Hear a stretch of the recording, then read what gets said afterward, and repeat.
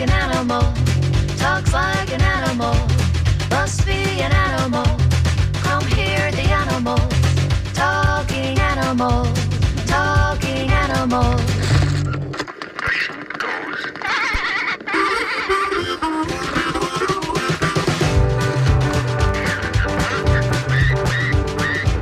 Walks like an animal, talks like an animal, must be an animal. Come hear the animals, talking animals, talking animals.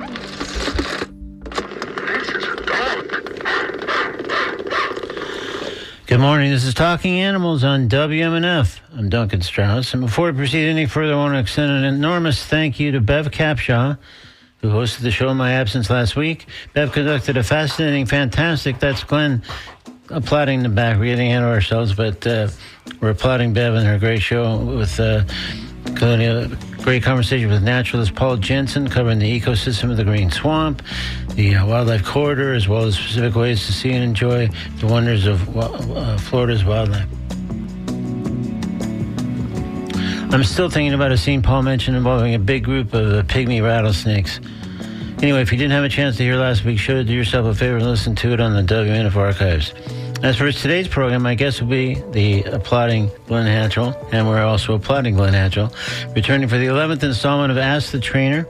If you've caught some of the past installments of Ask the Trainer, which we aim to present every 3 or 4 months approximately, you'll recall that it involves around inviting listeners to call in with questions for Glenn about their dogs or their cats' behavior. Until his recent retirement, Glenn served as the Behavior and Enrichment Manager at the Humane Society of Tampa Bay. He's an accomplished dog trainer and behaviorist and former WMNF programmer, as well as occasional talking animal guest host himself. On today's show, he will field several calls and emails seeking to answer listener questions about their animal's behavior and or provide guidance on training.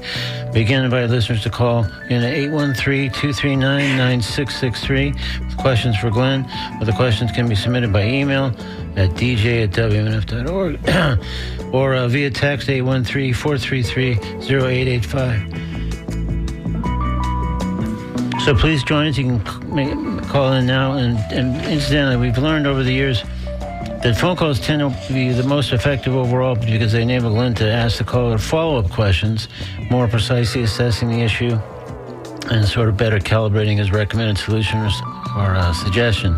Still, for listeners unable to call or just prefer not to, we also aim to incorporate questions submitted by email and again, dj@wmnf.org or via text 813-433-0885.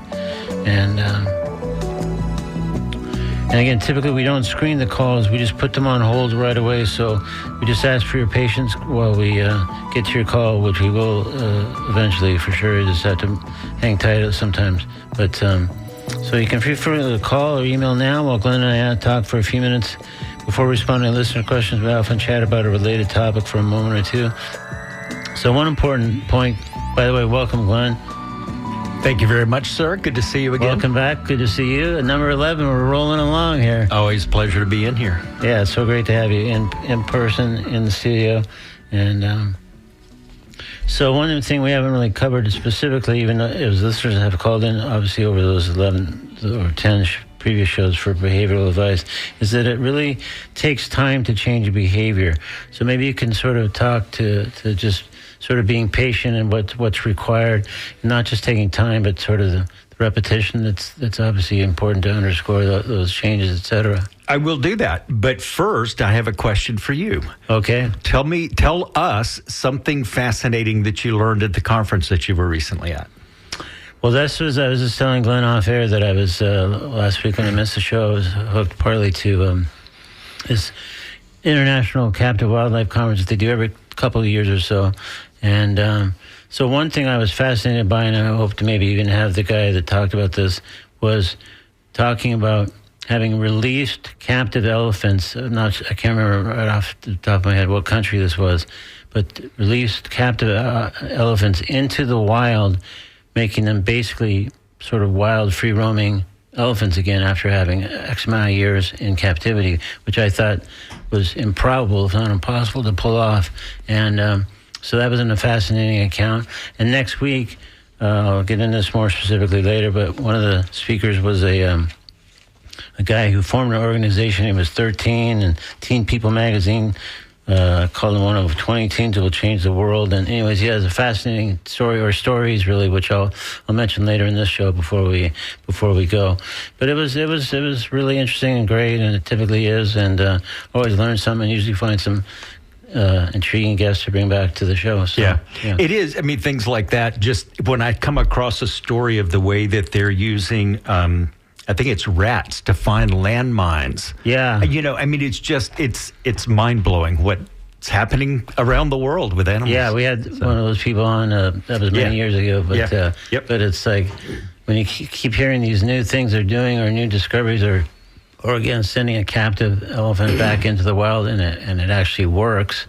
It's like, well, it gives us hope, and it's fascinating to hear the story along the way. Yeah, and if we think about it, kind of bringing all of this together, even training those rats, it's based on what Pavlov learned, 125, 130 years ago, because he used mice in that situation. Yeah. And the thing was, once the mice discovered where the reward was, they found the quickest path to get to that reward. Sure. And that's really the same thing that's happening with doing landmines. And obviously that gets into a whole deep level that I can't understand, but I'm absolutely fascinated with, all of those things that are happening with non-companion animals, put it that way. Not the dogs and the cats. But of course there's dogs doing a lot of work Remarkable these days. too. Yes, especially these days around the world with a lot of the humanitarian crises that are happening. For sure. But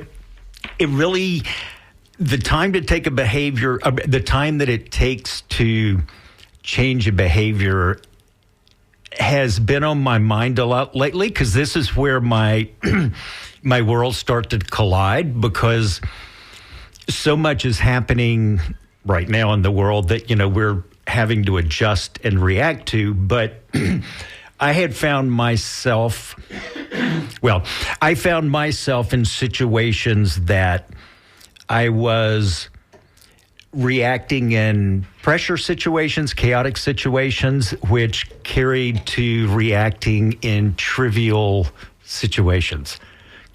Somebody in front of me at the light is taking 2 seconds before they start going. And I think we can all relate to that. It's just kind of one of those things that Don't happens they know I'm in a regularly.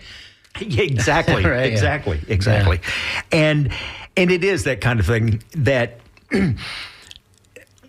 once it's triggers. You start getting those little things that just add to it more and more and more and more.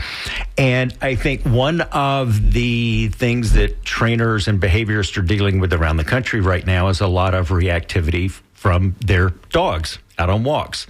And it really, in the last few months, I've had the opportunity to experience again the fundamentals that I used to use in a group class, and where the very first week in our group class with dogs, and there would be anywhere from 4 to 8 dogs in this, and we would start out the very first thing of having the dog handlers, the owners, I'll refer to them as, start treating the dogs. Treat and treat again. Because we want the dogs really paying attention to the owners. It's like, hey, this is, you're going to keep giving me these treats over and over. You got my undivided attention. Right, yeah. right. And what we would do then from that is I would start having each person basically walk around in a circle around the group with their dog. Now, depending on the reactivity of the dogs, obviously this is a very in-the-moment kind of thing that we're managing to. The only thing that the dog owners needed to do was to keep their dog more interested in them getting treats than the dog walking around. So everyone got this practice, and then we started all doing the circles. And obviously, as you can imagine, that first week looked rather chaotic. The dogs didn't know what was going to happen. They knew they were getting treats, but oh my gosh, there's 4 other dogs around here. Yeah. And of course, everybody's nervous in that point. When you've got your dog on a leash, there's other dogs, 10 feet away. And we all feel like, at that point, everybody is watching me to see how I'm doing it. Right. Reality is nobody's watching you. They're watching their dog, worried that everybody else is watching them. Right. But it would literally be, the magic would happen over the next 2 or 3 weeks as we continued to repeat this process. Because one, the people got more comfortable, and the dogs began learning what to expect next. They started learning the routine. Yeah. And they started doing it again and again. So by the 4th week, it would be amazing to watch these dogs walking around in this nice walk, looking at their owners. Now, by no means did it look like something that, looked like perfection by any means. And this was 4 weeks into it. Yeah. But to think of that much progress over a 4-week period is pretty amazing. And it really comes back to the repetition. And especially with dogs, having that repetition of they knew what to expect. They had been there before. They knew they were going to get treats. So immediately it was like, hey, last time we were here. This is a good place. Yeah. They start looking at their owner, which again, that also comes back to Pavlov and classical conditioning. Sure. But you never know how long it's going to take. Some dogs... some dogs would respond to it really well and do good, and other dogs were more exuberant and would, have more things that would have to be dealt with. And sometimes that involves maybe this one has cheese, this one has hot dogs, and this one has, some type of other, generic treat. Sure. So that's what's been in my mind lately, because it's taken so long for me personally to eliminate, as best as I can right now, to eliminate reacting in trivial situations that I really could. If I watch somebody else react in some of those, I'd kind of look over. It's like, that guy's got issues. Well, I knew that. So I'd been working on myself to begin with. But it takes time. You just never know about... we never know how long it's going to take, but it's that repetition, sometimes 3 times, sometimes 3 weeks, and sometimes 6 months or longer. So, it's easy to say, trust the process, but professional trainers and behavior specialists trust the process. Yeah. But so anyway, you got to give it time, and you got to know that it's going to vary from animal to animal, how much time that's going to require. Right. And there's things to adjust. So since just another reminder, we're here on Ask the Trainer on Talking Animals. Right, I was just going to say, speaking of repetition, I'm going to repeat the ways you can get in touch with Glenn, because you're hearing Glenn Hatchell right now. He's a animal behaviorist and dog trainer and former WMNF programmer, and we're doing a segment we do every 3 or 4 months called Ask the Trainer, where you're welcome to call in or email in or text in and ask questions to Glenn about your dog, any issues you're having, or your cat, any behavioral questions, things like that. So to reach us here for that, you can call 813-239-9663.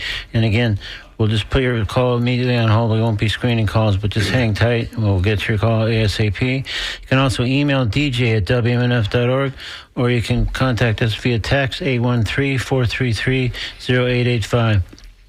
So any questions that you've had about behavioral I wouldn't say problems, but issues at the house with your dog, cat, multiple, or other animals too. Occasionally we have done birds, I think, and other animals over the years.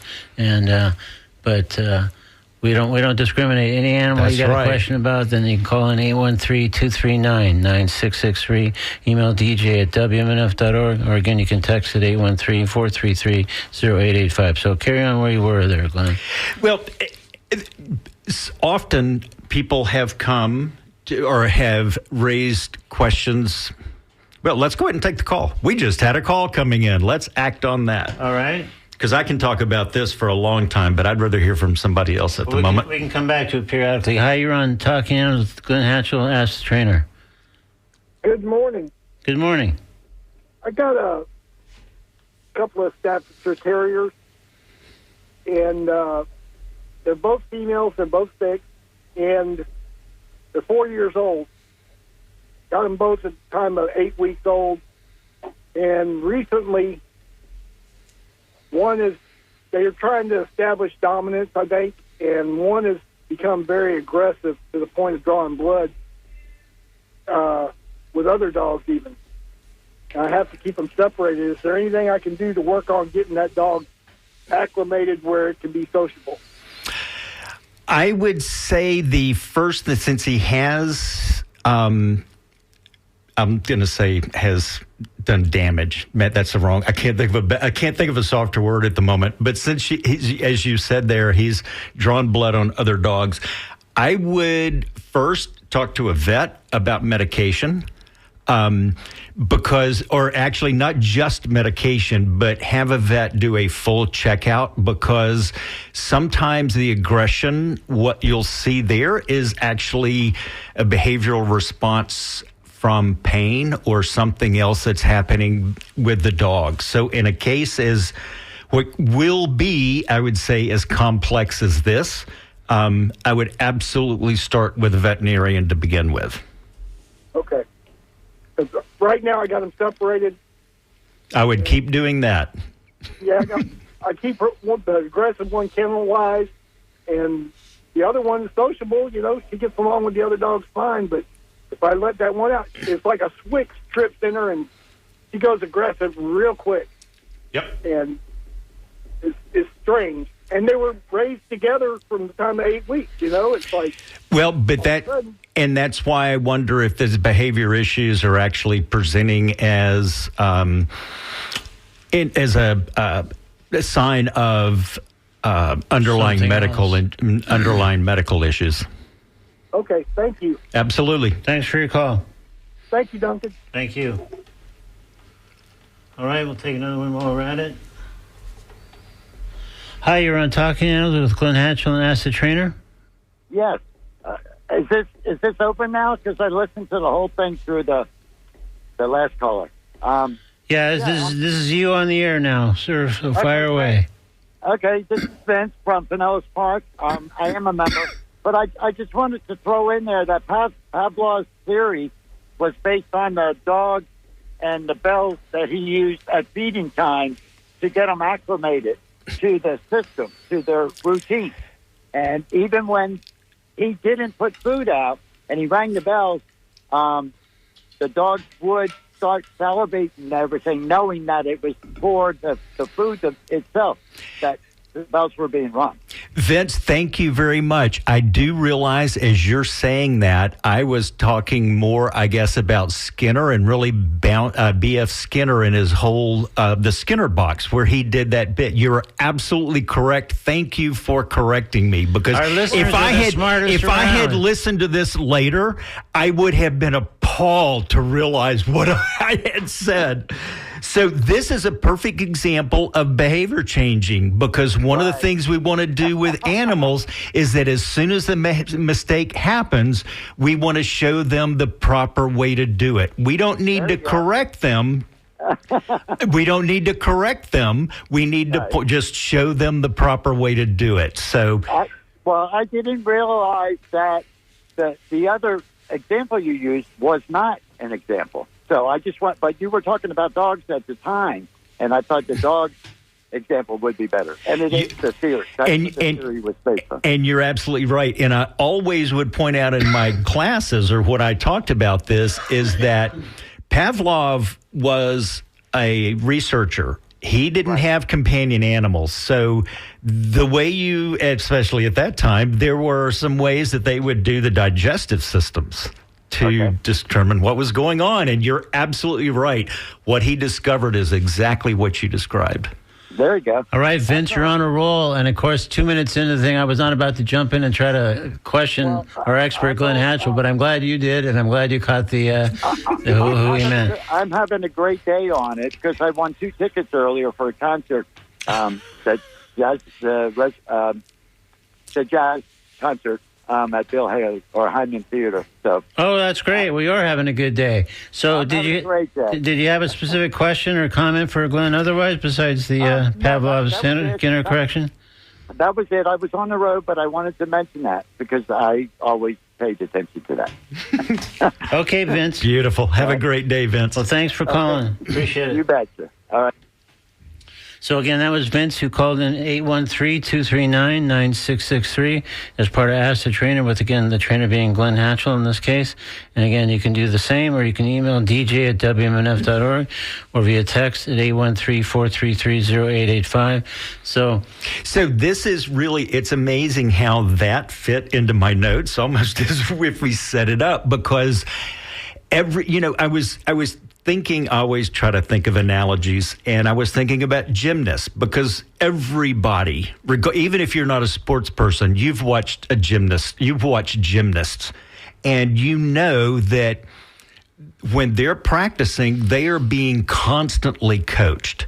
There is somebody right there by them, encouraging, telling them time and time again, not what they did wrong, do this, get that hand planted, or whatever it may be. And one of the things that tied to what Vince said is it comes back to muscle memory. And I know this isn't what happened with me. I just had an old man brain moment there. But, they say muscle memory is like riding a bike. And if the dog has become accustomed to every time we walk out of the house, I know the dog 2 houses down is going to be barking. So the dogs will come out of the house already amped up and ready to go after them. So for us to change the behavior of our dog on the leash barking at the dog 2 houses down, we need to start working on that behavior before we walk out of our door of getting, no, look at me, here's what we're doing. So it's from a dog training aspect here, as we're talking about, some of these things they tie together over time. And that could be part of what the first caller was saying, is that there may have been something, if we think about it from a behavior aspect, that constantly triggers that dog time and time again. And that's known as trigger stacking. But it gets to the point, not unlike I was talking about I was experiencing, in that I wasn't just overreacting in chaotic situations. I was overreacting at ridiculously trivial situations.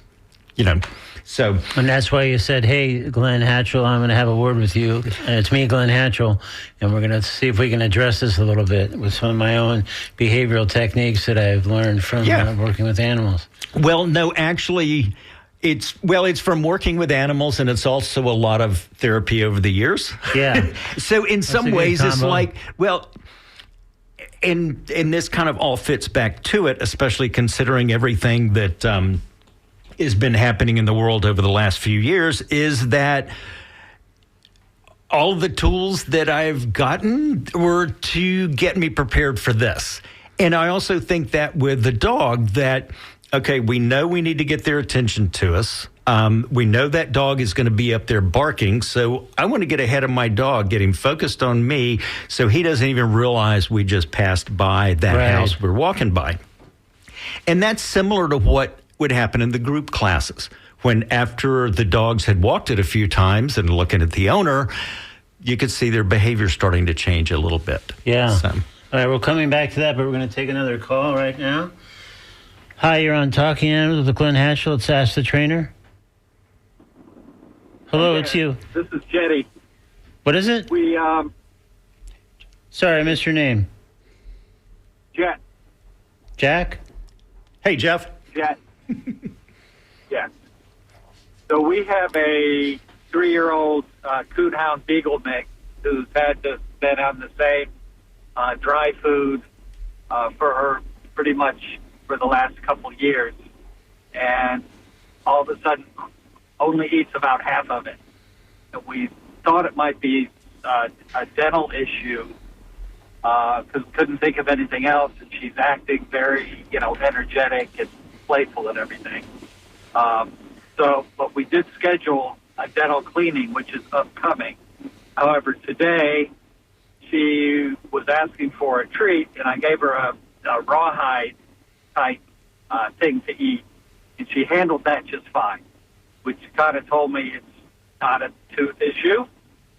So, and we've even, tried taking this food and, soaking it in water, and sometimes she'll eat it and sometimes she won't. But I guess the question is, what would cause a behavior change like that? Because I know dogs are very, routine oriented. I would think it's probably something internal. Again, I'm not a vet, so I'm not going to give. Obviously, anything like this, I would say, check with your vet, and it's possible that you may be able to do that in conjunction at the dental cleaning. But in addition to water, you could try like vegetable broth or chicken broth. Or possibly mixing some wet dog food in with a dry or cheese. Yeah. Some of those things, something again to encourage and entice the eating. Yeah. And we mix some wet food in, and she does get that out. But is it common for a dog to just all of a sudden stop liking the food that they have eaten? No, generally not. Generally, there would be something going on. Okay. But again, it's usually, it could be, well, again, it comes back to the vet. That's why it could be something as simple as I don't know if it could be an allergy. Knowing how many dogs have odd allergy things in Florida and knowing we're kind of going through a seasonal change. And I also would think about how long it's been happening. It sounds like in this, since you also have done the dental change, that this is not something that happened a couple of days ago, but has been going on for a while. So that's also part of why I would think, depending on when her next vet appointment is, I would absolutely raise it with them. Okay. All right. Well, thank you a lot. Absolutely. Thanks for listening. Much for calling. Okay. All right, let's take another. We got a few more folks calling in as we typically do at this point in the show. So, hi, you're on Talking Animals. It's Ask the Trainer with Glenn Hatchell. Go ahead, please. Hi, this is Marilyn in California. Hi. My dog, I think it qualifies under the stacking of behavior. I discovered about 6 months ago that when the phone rings, he panics, and I didn't connect the dots for maybe the 6 months before that, and he insists on going out his doggy door, and he's 11 years old. I foster rescued puppies. I'm a foster failure with him. I adopted him. Foster success from the dog's perspective. Good point. But he was so fearful of everything and anything. And the good news, on a positive note, when I call his name and he's rushing to get away and go out that doggy door, or if I call him, if I realize he's outside trying to chew through the no-climb fence to get out, to run away, he at least comes to me. I mean, he's broken that part. But I can't... I'm learning now when the phone rings that I got to get his attention, if he's in the house, immediately. And he's very leery. He wants that, because I have a good treat for him. Mm-hmm. But I can't seem to stop. Yeah, that's great. If I catch him in time, he won't... Really, essentially, he's trying to run away, but he goes out into a dog pen with the no-climb fencing, and he broke a tooth on trying to get out when I didn't realize that's where he was. Mm-hmm. So I can't get that behavior. I can't seem to figure out. I don't want him to panic. Right. I've tried the calming. There's a calming product on the market that doesn't seem to affect him. You have to give it to him a little early. Mm-hmm.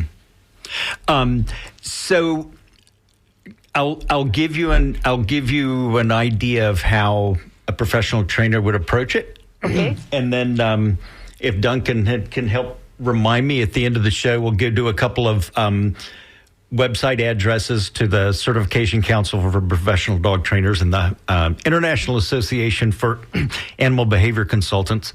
Okay. But in a situation, and this is really a great scenario of what you're describing,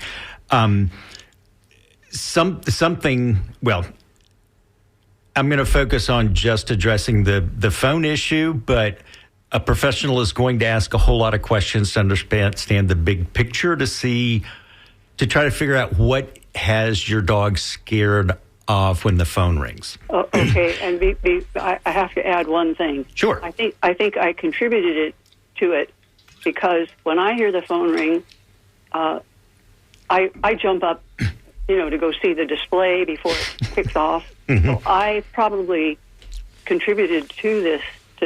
I don't know that's the fact, but he does seem tied in touch with wherever my emotions are. Yes.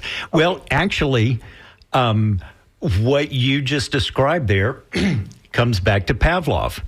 You are absolutely hopping up and doing that when you hear the phone ring. Right. And that's the thing about it. It's like, well, and you said something there that's a line that I like. Everything a dog is responsible because of a human. Wow. And so, well, you are correct that our responses to things are probably adding to it. But if you move like that without the phone ringing, does he run out the doggy door? No. Okay, so it's not you jumping up. It is it could be other things, but it's not you jumping up there. Right. But it is one of those steps that happens in that process. Right. But what a professional trainer is going to work with you on is starting and I'll just describe it like this: starting the phone at a very low level to where the dog is not even realizing it, but it's there, and getting his attention. Getting the attention on you without realizing that the noise is there. Right. But it's also. You want to increase the level of the noise, but not to the point that it's going to cause the dog to run out the door. Right. And that's where the experience comes into play of hiring a professional trainer who can really, in that moment, be able to work with a big picture, but also work with an identifying, breaking down all of those little triggers that add up to him running out the door. Yes. And you just mentioned something else. I am inside and outside a lot, so I have that ringer on a booster ring even on one phone, and the other phone that allows me to adjust it, I have it as high as it'll go. Mm-hmm. It is a shocking... I need it when I'm outside, but I don't dare turn it down because I'll forget to turn it back up when I'm outside. Right. But that is it's annoying to me even, but when I'm inside, but I need it. And I could go off in about 5 minutes talking about dogs' hearing and such, but we're not going to go to that level. Right. Well, thank you. That's a good. That helps a lot. Good. Thank you. All right. Thanks for listening from California. Yeah. Thanks. Okay. Thank you. Okay, that was Marilyn from California. Again, if you just tuned in, just going to let you know that the voice you're primarily hearing is not mine.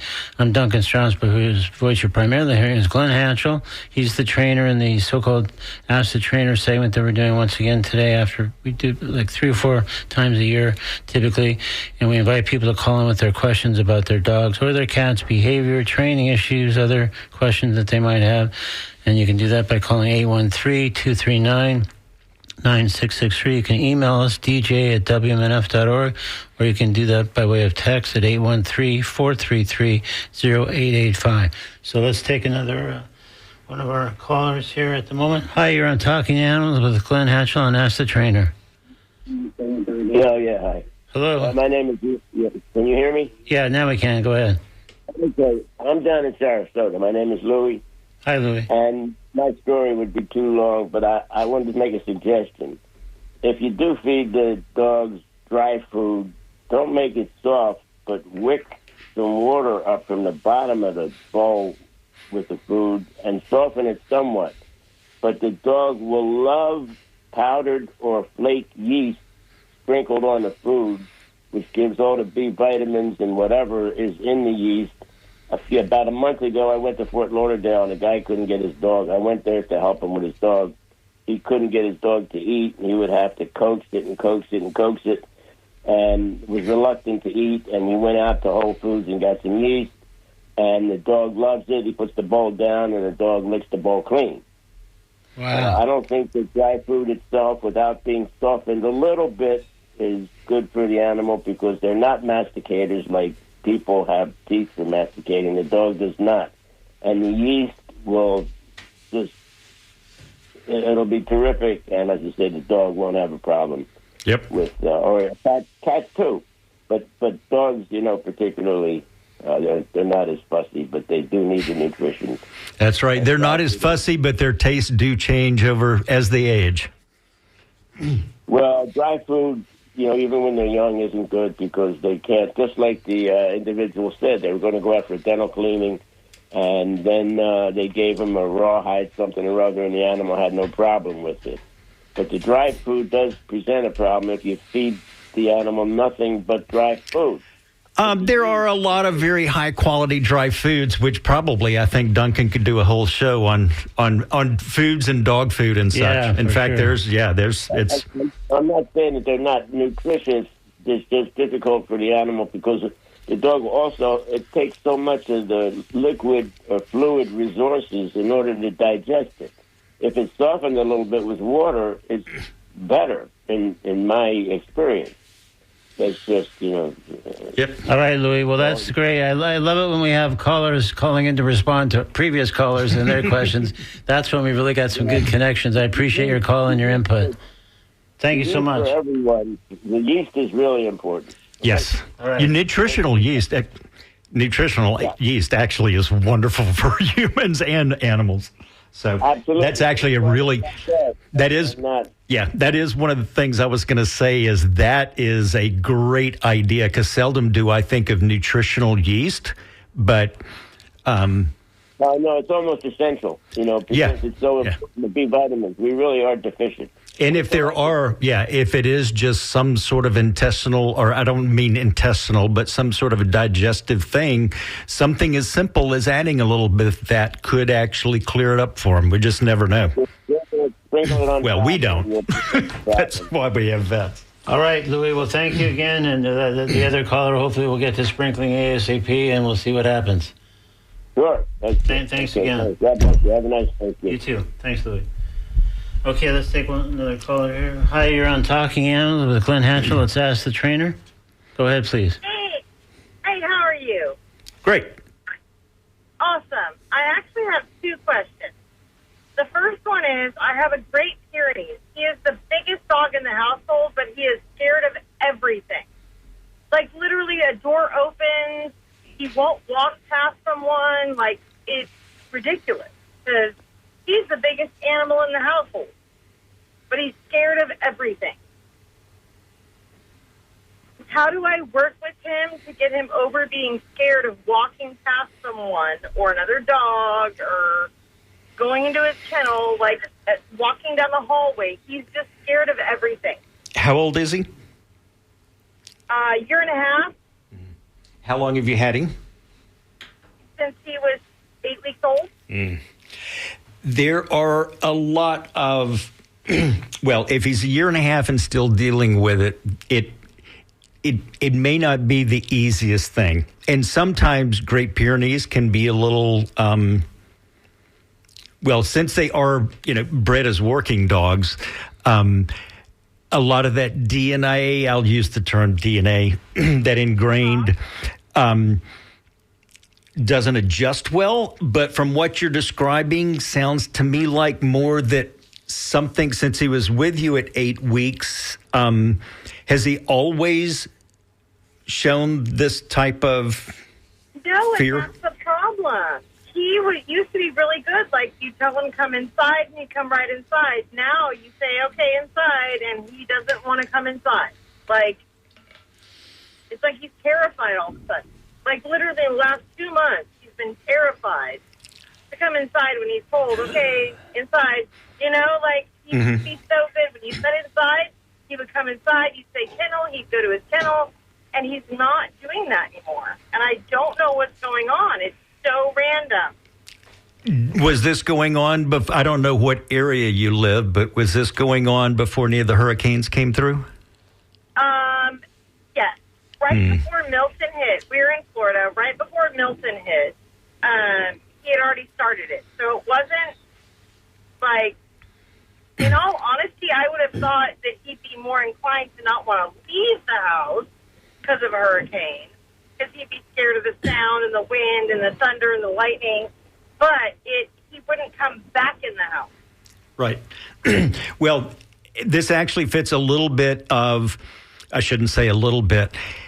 The challenge with this is figuring out what has caused him to want to do this, obviously. And that's as much as helping him to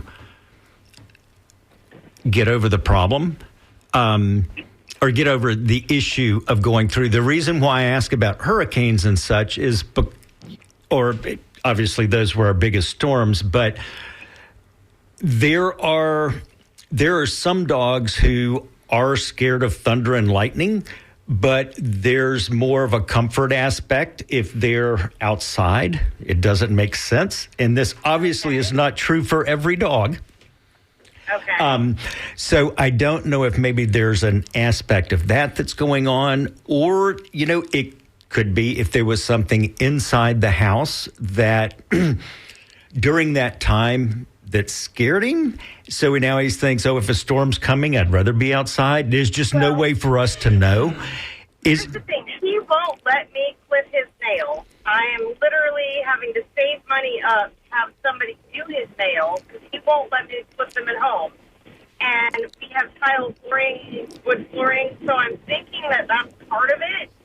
But I've laid out carpet, and that still isn't making him feel comfortable. Yeah. So I know I said it earlier about checking with a veterinarian.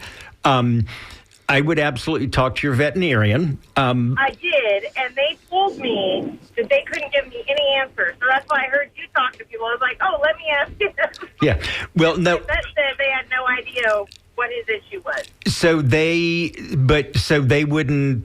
didn't talk about any sort of behavior medication? Nope. Okay. They told me there's literal words to me were. If he was fine when you got him and he's not fine now, we don't know what to do. He can't help. Okay. So without going into the whole bit, there is what's called a fear imprint period for puppies that happens between like 4 and 6 weeks old. And sometimes if there are events that happen during that period that, I'm just going to use the word traumatic, but it doesn't have to be, that's a wrong word to use. If there are things that are negative, let's say that got bullied by his litter mates during that time, or or let's say there was a big storm that came through when he was 4 or 5 weeks old. With the fear imprint period, sometimes it can be about this age to when some of those things will show up. So this could be more of that development and kind of that early thing that happened there. Not to say that it is, but just thinking of what you're dealing with, or, what you're dealing with here, but also as we tie to the reluctance with the nail trims, that immediately starts me thinking of there are probably several layers of things that are in some ways that are connected, and in other ways in their own accord are probably independent, if that makes sense. So it could have been before with us, and we wouldn't know what had happened. I'm sorry, say that again? I said it could have been before he was with us. Oh, correct. Had known what had happened. Okay. Right. But again, I think you said you got him at 8 weeks, so it wasn't a whole lot of it happened. But the important thing there is that it's the age, it's the age he was, if there was something, and we'll stick on this example like a really loud thunderstorm or storm type. Okay. Or being picked on by his siblings. I mean, potentially, but that doesn't connect the. But I was told he was next to the runt of the litter. The runt of the litter was the female. He was the runt of the male of the litter.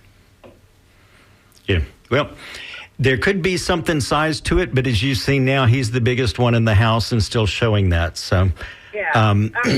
You know. And then my second question was, I have a cat who I can put in my living room. Like, he'll come and hang with me on the couch in the living room. And I have the TV on, and he's fine. But the minute I turn the TV on in the bedroom, he freaks out. The cat does. Yes. Like I said, I had a two-part thing. Oh, no. I just wanted to make sure that it was the dog wasn't a piece of the equation. No, he's fine. Oh. I don't care about that. It's Wow. other animals he's scared of. But the cat is just scared of the TV in the bedroom. But he's fine with the TV in the living room. Like, I can't figure it out, and I don't want to lock him in the room. Like, I don't want him to feel trapped. But I want to be able to turn the TV on in the bedroom. But he will come into the bedroom without the TV on? Yes. He's in there all the time without, like, I can even have my tablet on next to the bed with, like, Peacock or Netflix streaming, and he can stay in the room. But the minute the TV comes on, he freaks out and darts out of the room and won't come back on until it's off. Even if it's on mute? Yep. It's weird. And that's we have two cats. One cat eats right in front of the TV, and she has no problem with it. He eats on the table below it, like we feed him separately, and he's on the table below it, but the minute the TV comes on, he runs out the room. Like, not even he'll hide under the bed. He can't be in the room. I don't know. I got nothing for you. Sometimes our expert is baffled, and we addressed question number one as much as we could. Question number two, it looks like we're going to have to pass on. But thank you so much for your call. I do want to get to at least one other listener here before our time's up, and our time is. Have a great day. Okay, thanks so much. All right, this is Ask the Trainer on Talking Animals on WMNF. The trainer, of course, in this scenario is Glenn Hatchell, and we have at least one or two quick email things we're going to try to get to before the end of the show. So one is, again, a response to a previous caller. It says, for the Pyrenees dog, find an animal communicator. He or she will communicate with the dog, and the dog will let him know what is wrong. We use them several times with cats, and they're always correct. So that's one piece of advice. Any quick thoughts you have on animal communicators, Glenn? Someone who I know and have a tremendous amount of respect for had an experience with an animal communicator with an exotic animal, and the animal communicator was able to tell things to the staff that no one but staff knew. So it's the kind of thing I would say that it's amazing what animals can do, and it's amazing what some individuals can do. But,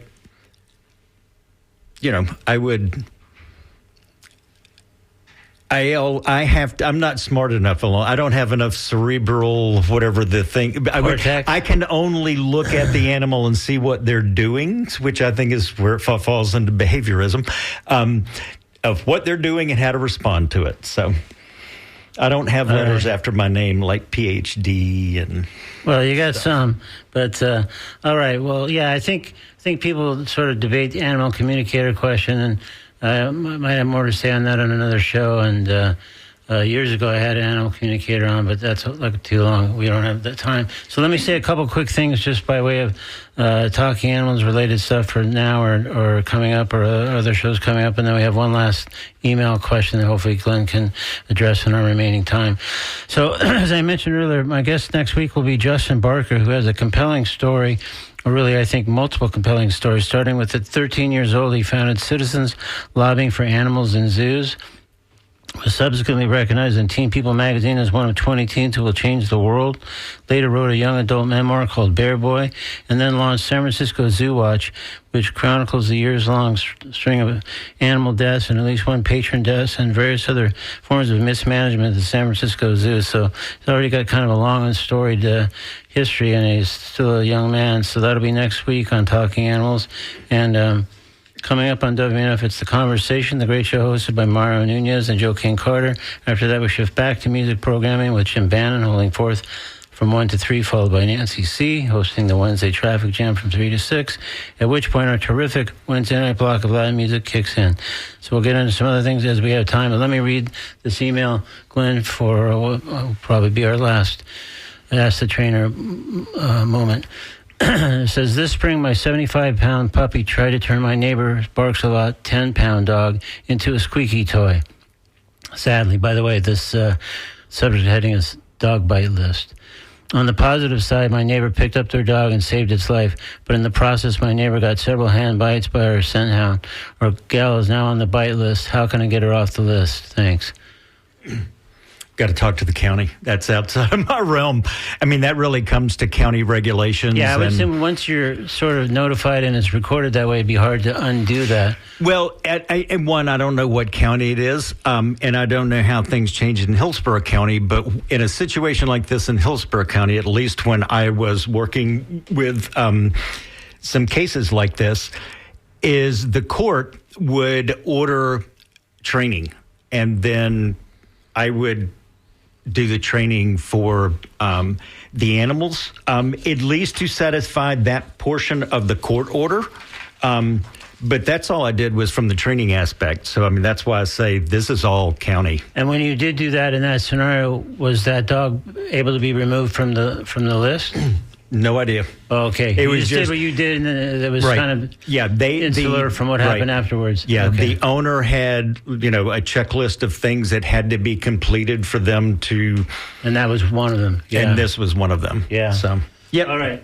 Well, Glenn, you wanted me to remind you to give some websites at the end of the time yes. together. So we've talked about some trainers and such. So there's 2 websites that I would recommend, and this is where you can find currently certified professional trainers and behavior people. One is the Certification Council for Professional Dog Trainers, and it's CCPDT at Charlie Papa Dog Tango.org. And the other is the International Association of Animal Behavior Consultants, IAABC.org.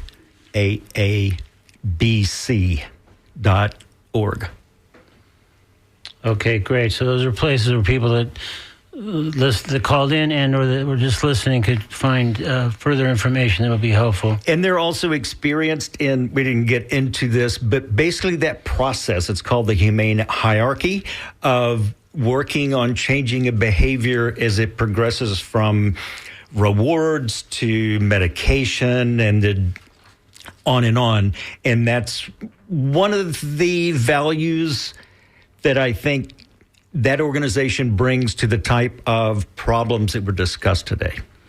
All right, cool. Thanks, Glenn. So there was at least one call we didn't get a chance to get to. I'm very sorry, but we just kind of reached the end of our time, and we've got less than a minute to say goodbye and hand things off to the NPR News. And then, the conversation with Mario and Joe King Carter is coming up.